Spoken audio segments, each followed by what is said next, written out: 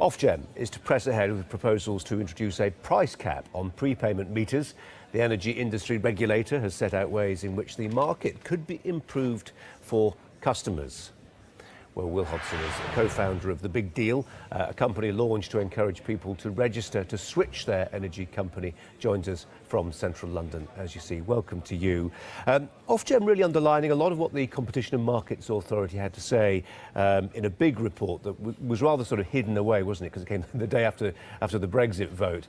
But a lot of what they're saying is the same as the CMA.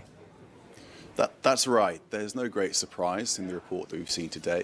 In fact, really it's just a fig leaf, a reaffirmation of the fig leaf that is a price control only over prepayment customers. And that's a tiny minority of customers in the UK. So I think for most of us, that is people who are getting overcharged by £1.4 billion a year, it really feels like a bit of a disappointment and a bit of a letdown. And in fact, there are a couple of changes being proposed now, considered actively and very likely to happen in Ofgem's hands, which are very eccentric and possibly bad for consumers entirely. Like what? Well, the first one is this gigantic customer database. So if you are not switching after a period of years, Ofgem will be creating a database whereby a series of other energy suppliers will be able to get in touch with you to try to lure you away. This has been called a potential spammers charter, and I think it has real concerns for a lot of people.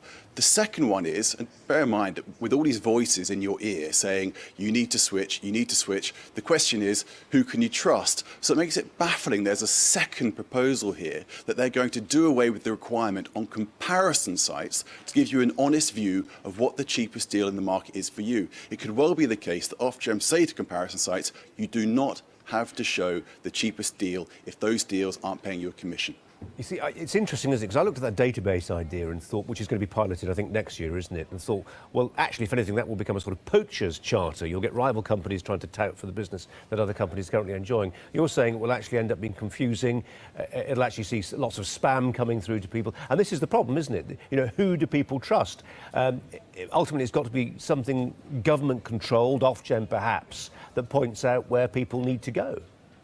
That's right, because 79% of the British population, according to Populous, think that comparison sites should show you the cheapest deal. And people expect that. You know, they think these comparison sites are charities. They're nothing of the sort. You know, these are pretty cutthroat businesses who are there to drive their profits. You know, can you count on government to give you a whole of market comparison? Probably, but people won't end up on those websites at all. So I think it's incredibly important that the public consider and actually get in touch with Ofgem to consider long and hard whether we want to have comparison sites that really can show whatever deals get them paid and not necessarily the best deal for consumers. Well, what's the evidence, if any, that the new entrants to the market, and we're talking about, you know, dozens of new entrants now, new providers, new suppliers, are making a difference? I mean, some people will say in all this that you can't buck the market. As long as it's transparent, people ultimately will gravitate to the cheapest deals. Well, they're going for the cheapest deals, but in many ways, Colin, you could say it's not really a question of what supplier you're with. It's a question of which tariff you're on. Now, it doesn't matter if you're with a new supplier or an old supplier if you're on the worst deal in the market. And it seems like it's still the case that about 70% of people in this country are on their supplier's worst deal. So I almost feel like it's a smokescreen. We need to find a way that consumers can regularly engage with the market so they are constantly on the best deal for them. Energy should be simple, and it's incredible that it's got so complicated. Energy should be simple. There's a thought. Will Hodson, thanks very much indeed. Now, the